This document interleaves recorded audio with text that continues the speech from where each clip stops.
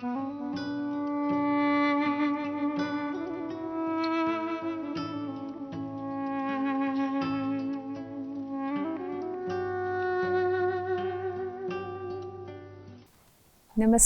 Om Shanti. A warm welcome to all of you back again in another session.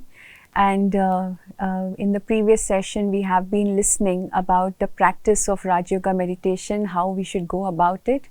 And we also listened about Kal Chakra, the importance of time. So what is the significance of present time? So we have been listening to so many things now.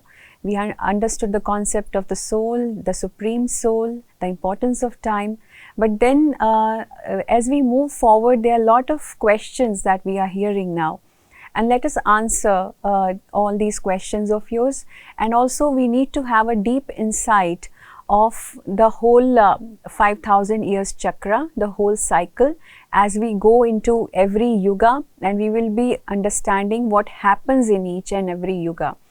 So first of all, we shall be discussing about the difference between mukti and moksha. There have been a lot of people who want to know and who really want to attain this stage of achieving mukti and moksha. But we need to understand the difference. What is mukti and moksha? Are they both similar or they both are different? So what is the difference? So in order to understand the difference between both of them, we need to first listen to a beautiful story that I will be sharing with you. Once there was a child who used to live in an apartment in a complex. There were a lot of apartments there and lot of buildings there. And he used to live in an apartment which was at the 9th or 10th floor of that building. And he was residing there with his parents. So the father was not there, but the mother was there. And in the afternoon, the child, when he looks down from his apartment to the playground, which was just in front of that building, and that playground was quite big, and the child got interested that he wanted to go down and play there. So the child was very much keen to go down and play. And then he insisted and to his mother and said that, "Mom, please allow me. I want to go down and I want to have a cricket game with my friends." Then mother said, "No, it's not necessary for you. It's not required. Why are you going down? You may get hurt. I have got a lot of games for you here in the apartment itself. Just play here. Don't go down." Then this child was very much stubborn and he was so keen that, "No, I want to go down and I want to play there only. I'm not interested in staying here at the home." Then mother was also, the mother said, "Okay, fine. If you want to go, just go. But remember, you have to return back when before night you should come back. So come before the time is, running out, before don't take too much of time there playing, and you have to have lot of things, you have to study also, so you come back on time." Then the child went down and he promised his mother that, "Yes, I'll be there, I will come before the time is, before night comes, I'll arrive back."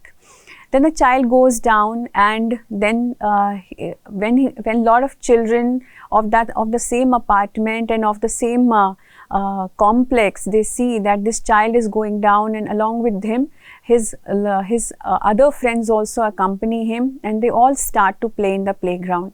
So a beautiful game of cricket starts. And when they were playing the cricket, initially in the beginning, the game was very nice, and this child was a good player, and he was scoring some very good runs in the cricket, and he was making a lot of runs, and the performance was very nice. And later, as the time passes, there were some children from other buildings also who also comes in the playground, and they start also playing with them. Now what happens when those children when that another group of children who just comes late in the game, and when they come in the game and they start to interfere with the already going game, this group of children, they couldn't understand and what these children are doing, because they were little mischievous in their behavior. So some kind of disappointment happens to this child, and some kind of a negative kind of atmosphere got created, and there is cheating going on. So that group of mischievous children, they were trying to create some kind of nuisance in the game, and they were cheating also, they were using abusive words also. So both of these groups were like an anti to each other, were in opposition to each other. So each one is trying to beat other, each one is trying to defeat the other one, and the game becomes even more interesting, and both these groups are now dedicated to defeat the other group, to let the other one down, and to prove that I am a better player, we are a better player, we are a better team.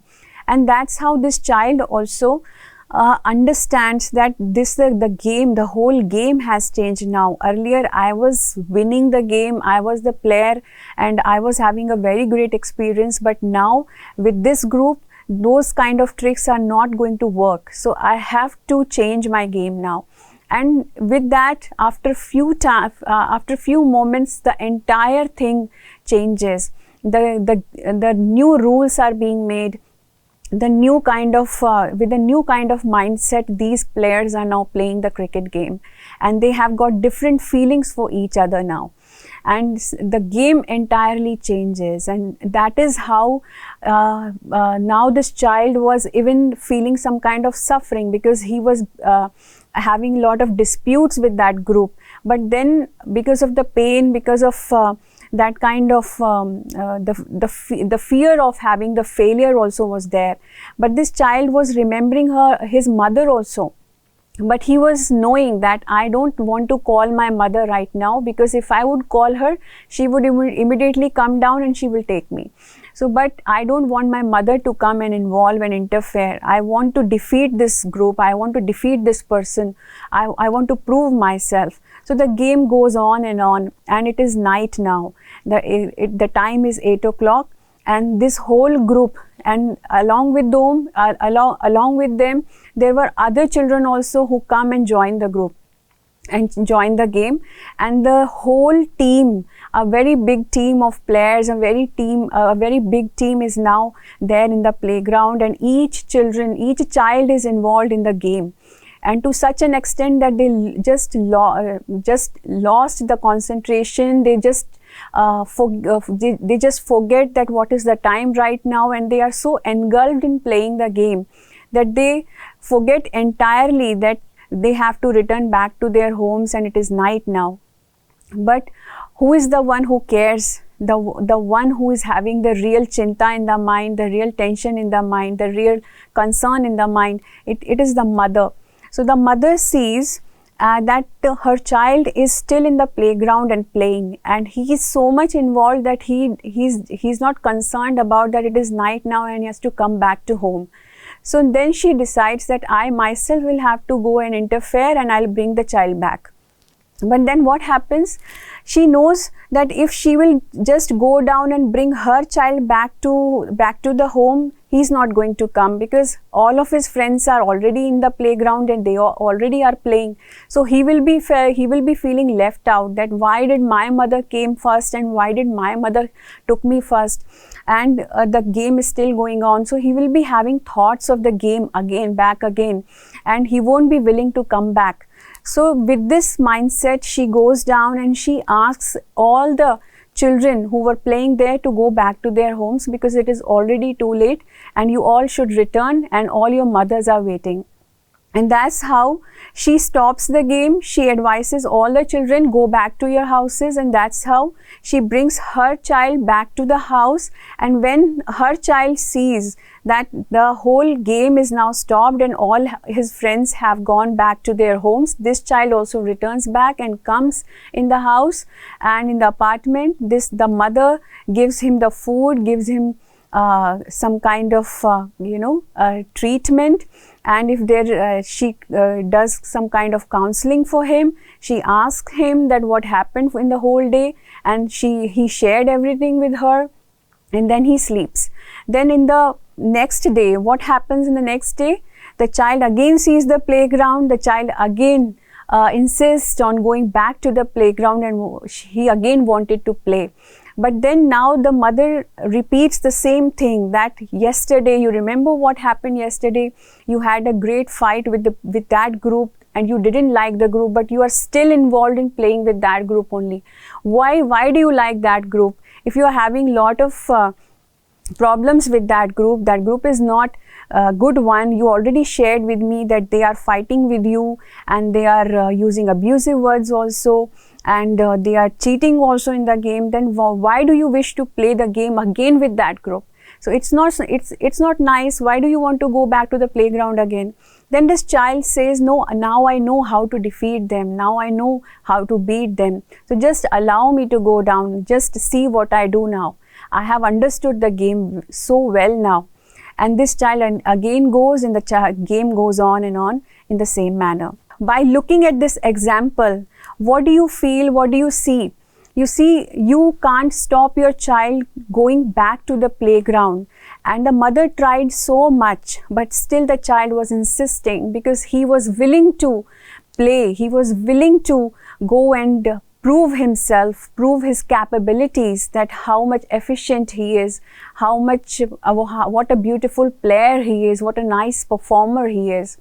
In the same way, we as souls are also performers. We as souls are also players, are also actors. And the property of the soul is to perform karma. Property of the soul is to act, is to play.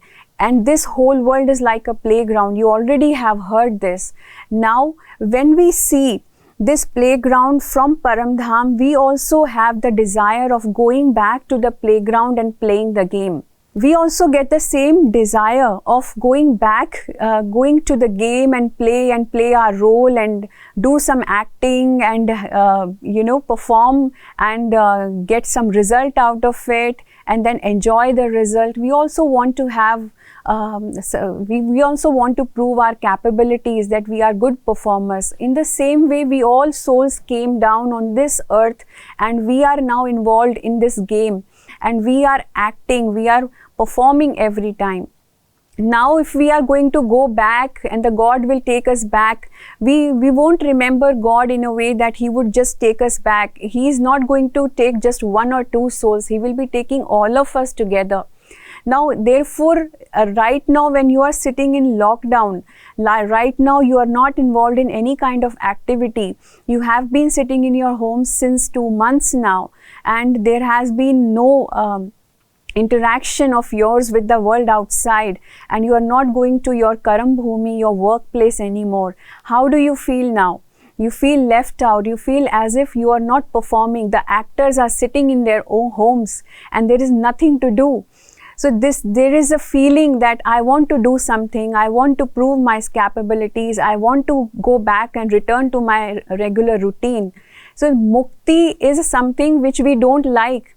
Moksha is something which is not possible. Why? To get yourself free from this performance, free from this this responsibility of coming to the earth and performing and getting liberation for the whole of your entire journey, and soul gets liberated. That is not possible.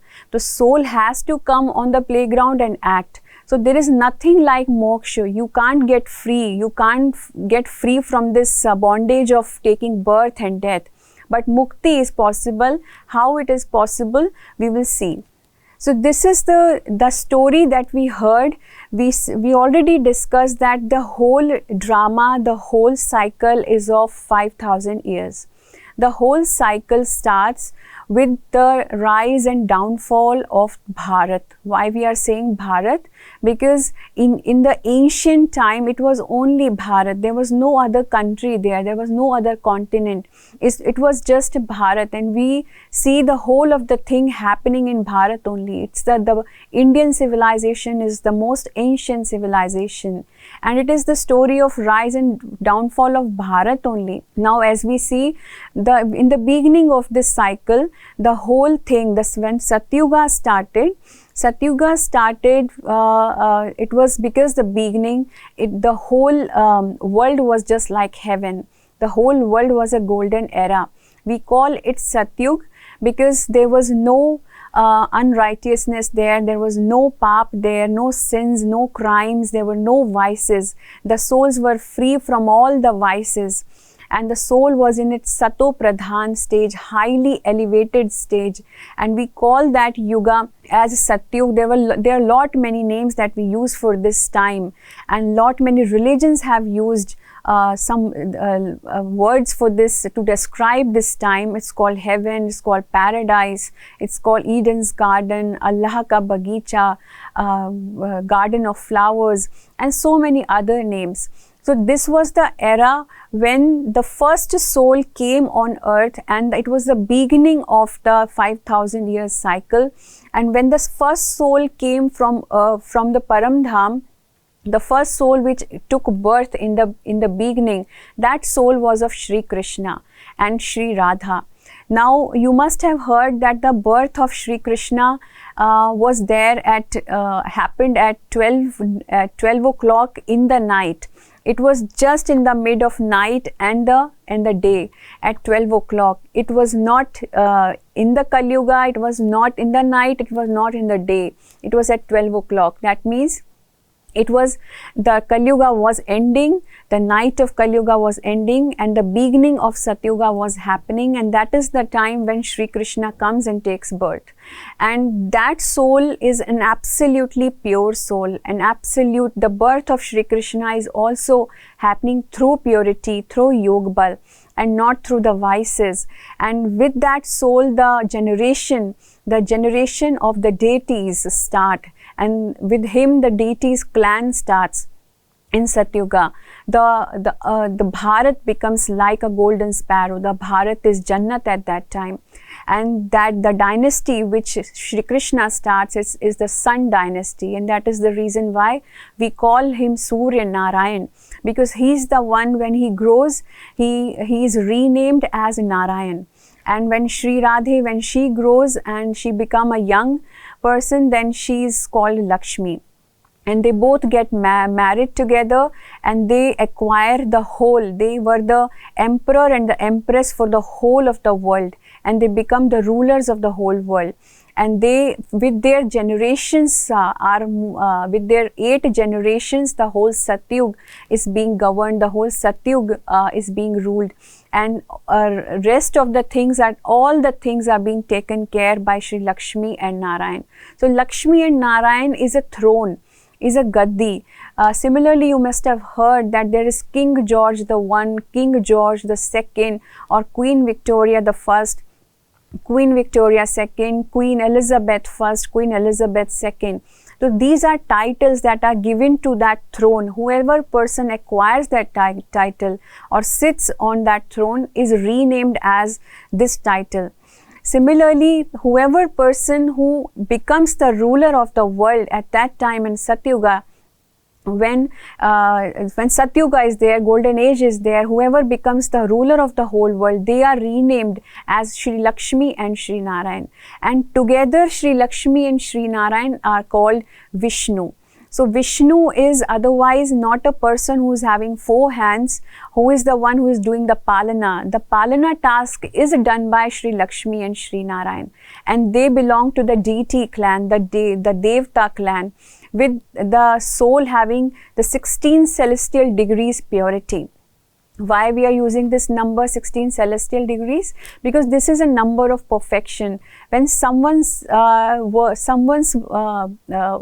we feel that someone's talk, we feel as if it is 100% correct or 100% perfect. We say your words are, whatever you said is 16 aane sach. That means it is absolutely correct. So 16 celestial degrees is a degree of perfection. So that was the perfection of the soul. The soul was absolutely Sato Pradhan, absolutely pure. And that is the reason why in the praise of the deity clan, we always say the Satyugi Devi Devta, the Satyugi deities were Sarva Gun Sampan, 16 Kala Sampurn, Sampurn Nirvikari, Maryada Purushottam, Ahimsa Parmo Dharam. That means they were absolutely pure, they were having all the virtues inside them, and to be non-violent was their first religion. The only religion that they had was to be absolutely absolutely non-violent, and they were following all the codes of conduct of the spiritual lifestyle. So they were practicing absolute brahmacharya. The relationship between all the deities were absolutely pure. The system of the nature was such that the birth of the child happened through purity, through yog bal, through the practice of yoga.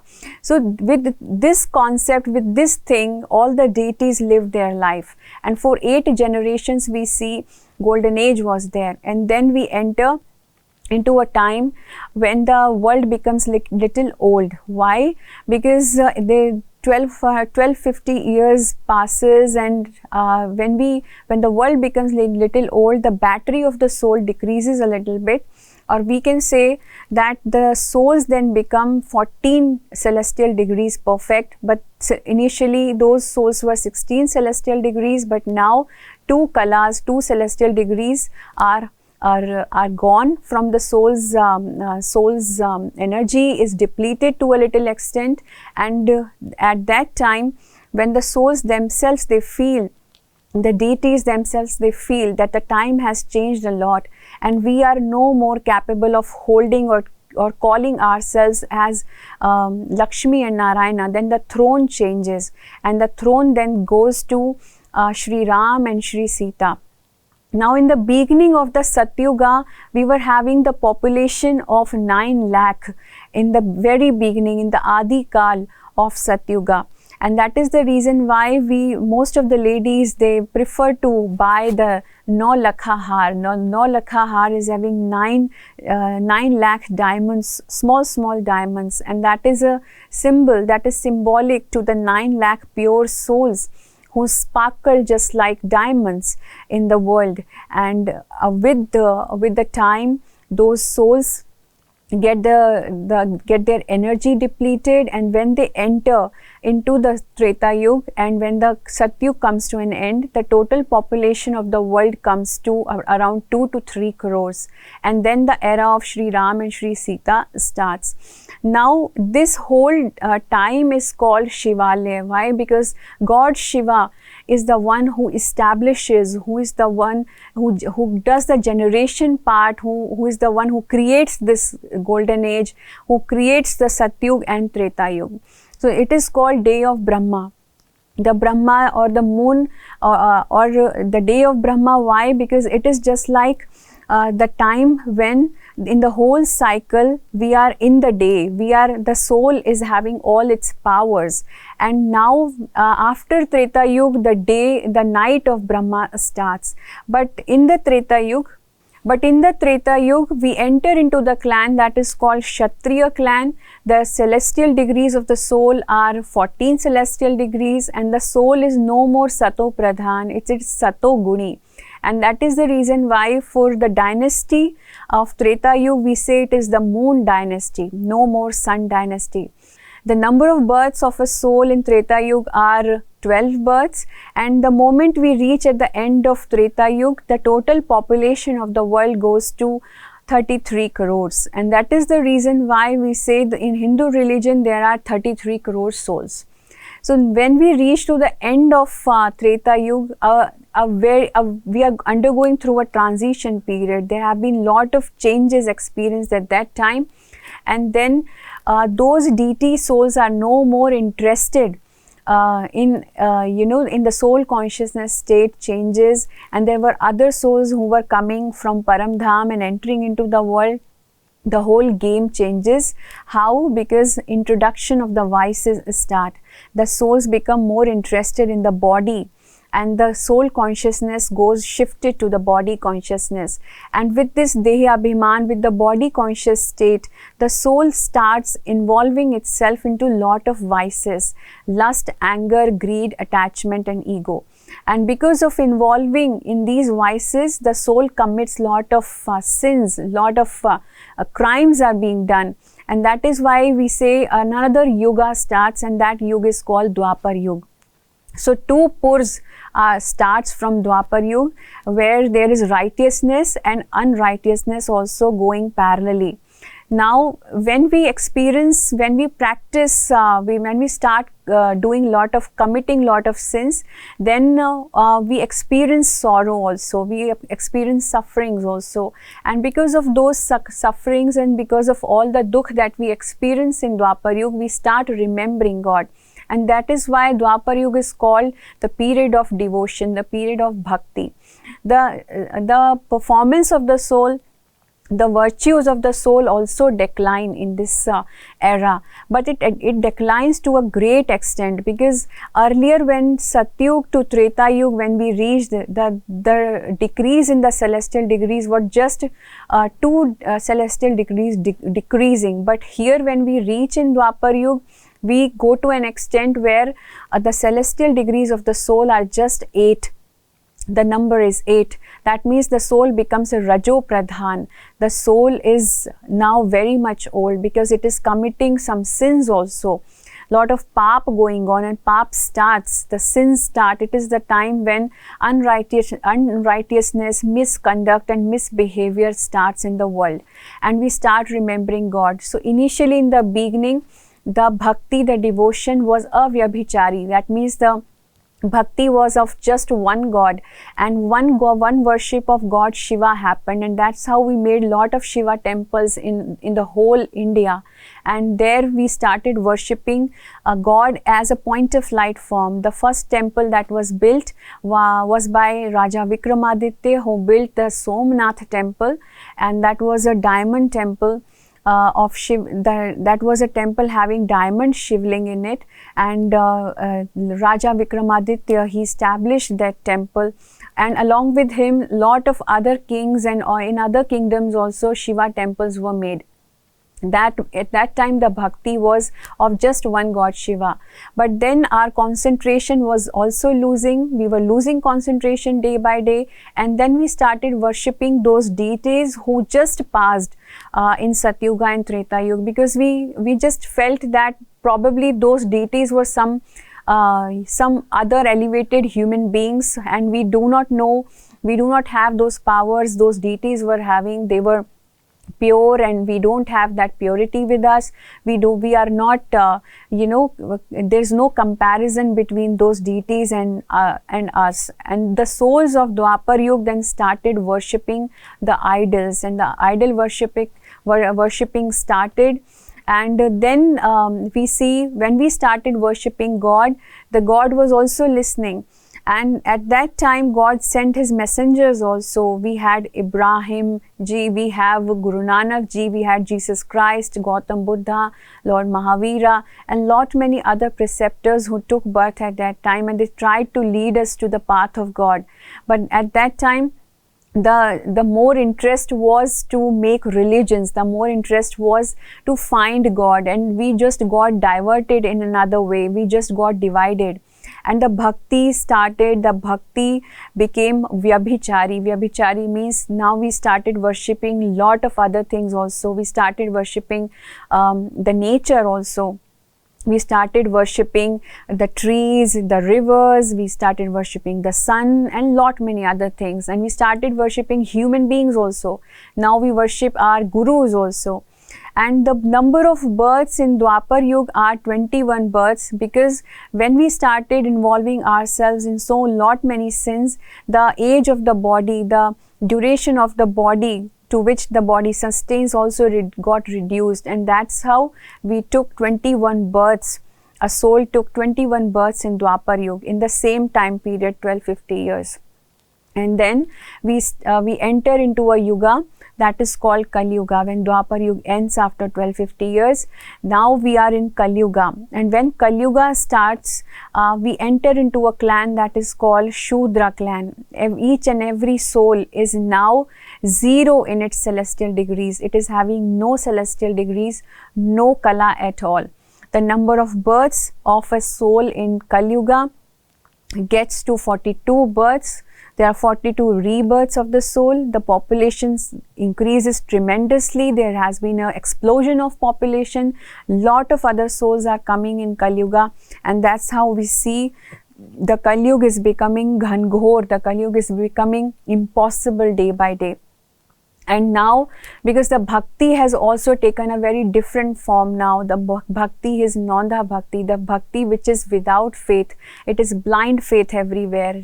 Because we have started worshipping everything. We are madly searching for God and we don't know who God is. And it is the bhakti get transformed into, the bhakti we do, the devotion that we do is for just self-interest. We are selfishly loving, we are selfishly worshipping God for our own benefits, and we started dealing, and the bhakti is no more having that power.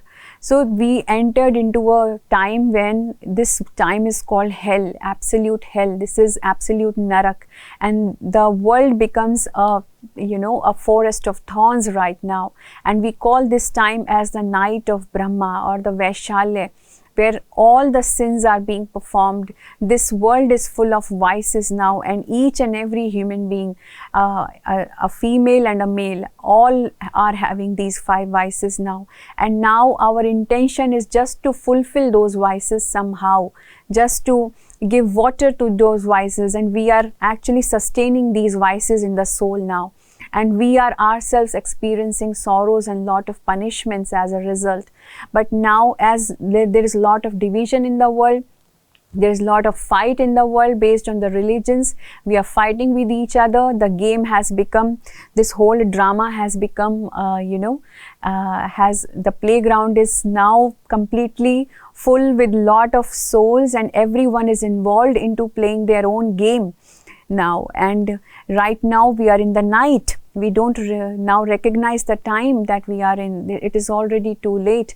So this is Kali Yuga, where we have entered into the night of ignorance at this moment, and now the concern is with the God.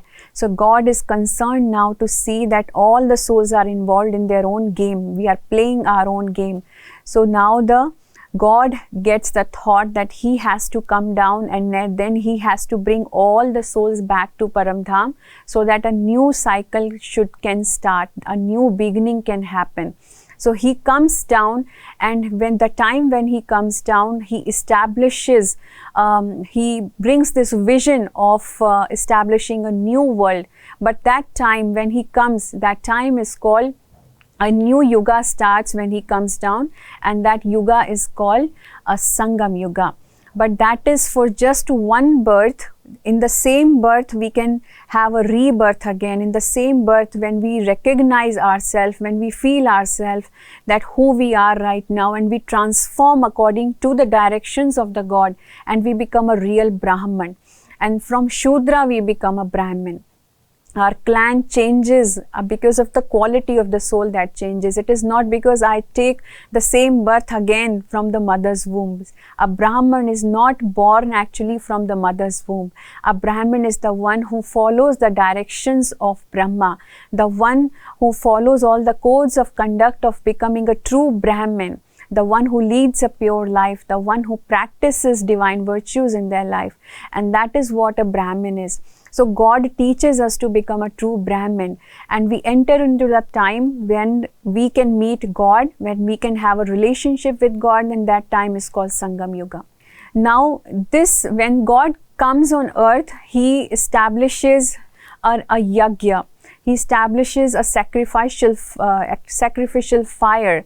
What is the importance of the yagya? You must have seen nowadays people, I don't know if people organize yagya anymore or not, but in the very beginning, when people used to do yagya in their lives, or do the establishment, or having a thought of doing a yagya, they were having something in their mind, they were having a vision in their mind, that what thought they want to accomplish, what is their desire, or what is their real motive of doing the yagya.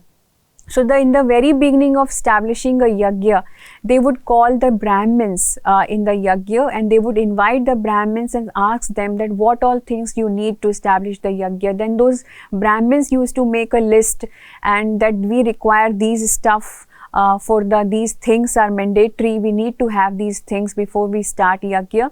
And there is a sacrificial fire that is being lit for the whole of the time when the yagya is going on. and then some codes of conduct, some rules and regulations are made for the participants. Whoever participated in the yajna, not everyone was allowed to come and enter and participate there and sit there, because those who were not following the codes of conduct of the yajna, they were said that they may come and they may ruin the very motive of doing the yajna. So the codes of conduct, the rules and regulations were made by the Brahmins, by the Guru who was responsible for doing the yajna for the whole time. So all the participants, they followed those rules and followed those codes of conduct, and some of those codes of conduct involved the practice of brahmacharya, the practice of celibacy till the time the yajna is going on. So all those participants practice celibacy. The second requirement was to have the true bhojan, the sattvic bhojan. That was second requirement. And there were other codes of conduct also, that you will have to devote some time, you will have to come early in the morning and sit for this much time in the yajna and give the ahutis, put the things into the fire, and you need to have these kind of mantra every time going on in your mind. So there were other codes of conduct also, other rules also that were made, and each and every participant was following it. Now when God comes on the earth, he comes with a vision. He comes with a vision of making a new world order. He wants to reestablish the golden age. He wants to transform Kali Yuga into golden age, the iron age into golden age. With this vision, just to achieve this vision is not an easy task for him. He wants people of this world to transform, so that they can be converted into deities. They perform, they change themselves in such a manner that they acquire divine virtues in them, and then they transform themselves. And for that he establishes this yajna. He puts all of us into a bhatti, and we call that the soul is, continuously when God comes, he makes us remember that who we are. And he says that just remember me, and by the connection with the Supreme Soul, get the energy inside the soul. So you have to lit the soul with the soul should be continuously powerful. The soul should feel that power inside. The soul, this fire of yoga should always ignite inside the soul. You should not, put off the fire of yoga. You should always be remembering me. So that continuously when all the Brahmins whom God has transformed, whom are involved in performing this yajna, here God changes the normal human beings, those who were already there in the Kali Yuga. He made them understand that you have actually become of a Shudra clan, and now you have to transform yourself into a Brahmin, a real Brahmin, the one who is following the directions of Brahma, and that's how you will be going into the golden age. So with this transformation, we put all our vices, all our bad habits, and we sacrifice everything through our Yog Bal. We are forgetting all our bad habits, changing all our bad habits, and giving everything to God. So it is just like all our bad habits, all our bad sanskaras, they are burned out through this Yoga Agni, through this fire of yoga that we actually lit inside the soul. So when we get connection with the Supreme Soul, we are changed, completely changed.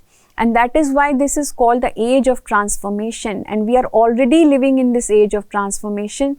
Why? Because God has come, and now he is concerned to take all the souls back home.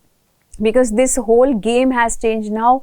The game is to be finished by God, and we all will have to go back home. And then we all will have to start a new game again. We all will have to come down in the golden age, and that's how a new cycle is going to get started. So this confluence age, the importance of this time is that this is the only time in the whole 5,000 years, when we can meet with God, when we can experience God, when we can talk with Him, when we can hug Him, when we can embrace Him, when we can share whatever we want with Him, when we can get His unlimited powers and we can fill ourselves with that. So this time is so valuable, so valuable.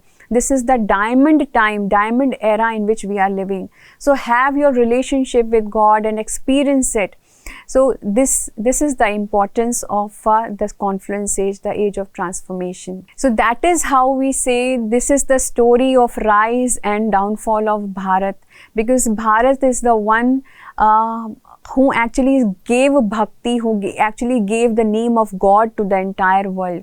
So with the story of Bharat, the whole story of the world is related. It is the story of rise and downfall of Bharat only that the whole world relates to.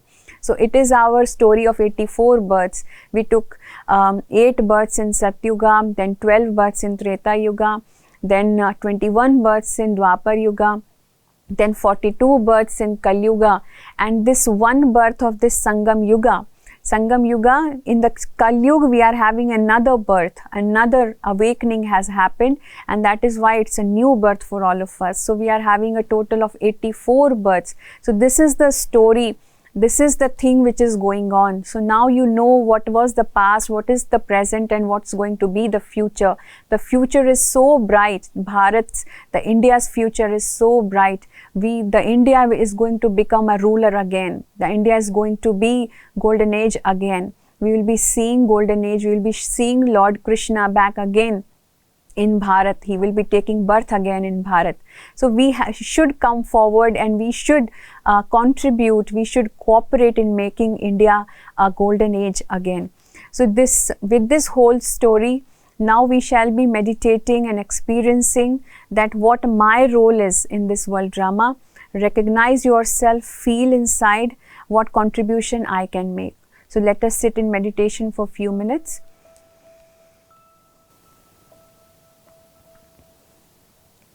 Om Shanti.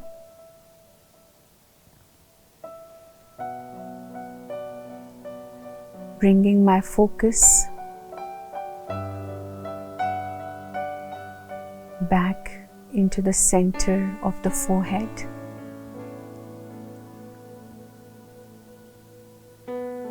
I see myself as a pure point of light, a peaceful being of light.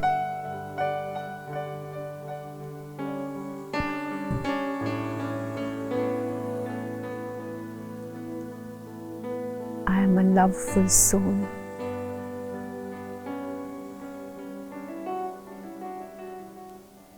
I am a blissful soul.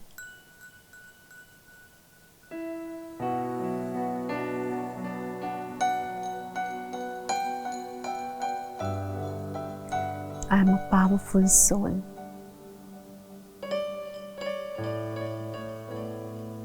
I am the master of this body, master of my mind.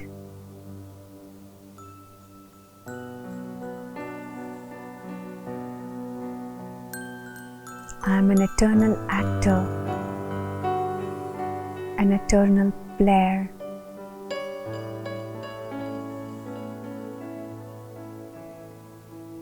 Who has come on this worldly drama stage for a great performance.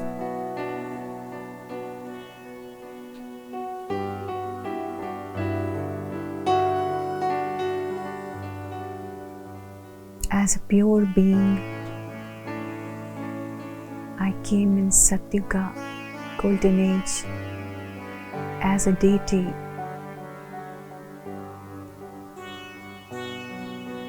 But now, with time, I lost all my virtues. I lost the perfection that I had.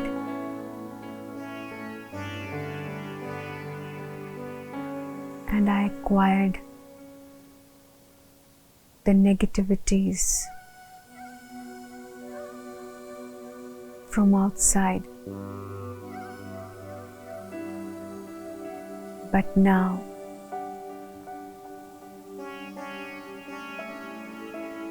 I'm experiencing such a great transformation of time.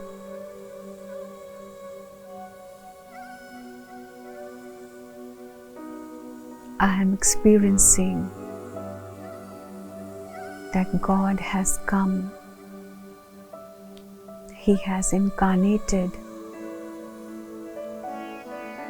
and He is guiding me to change myself.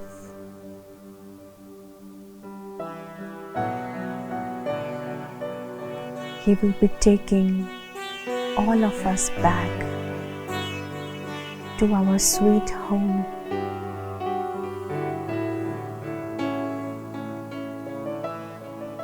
I am ready to go. I am ready to transform. I am getting lot of powers from my Supreme Father, Shiv Baba. As a director, He's giving me directions, what I should do and what I shouldn't do. I am following His directions.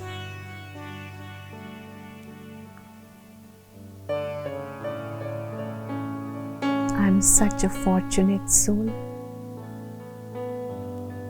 that I realized the importance of time.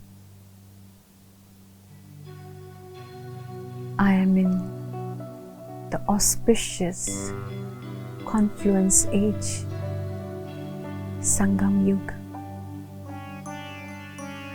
meeting with God,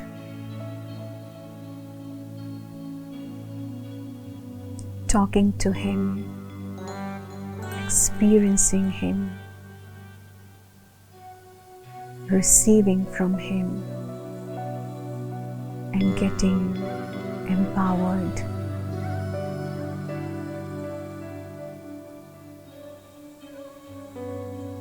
I thank Shiv Baba for bringing this awakening inside me.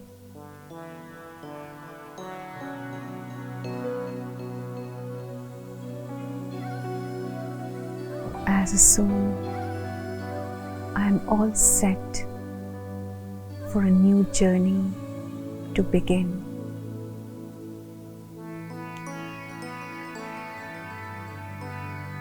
Om Shanti. Om Shanti. Om Shanti.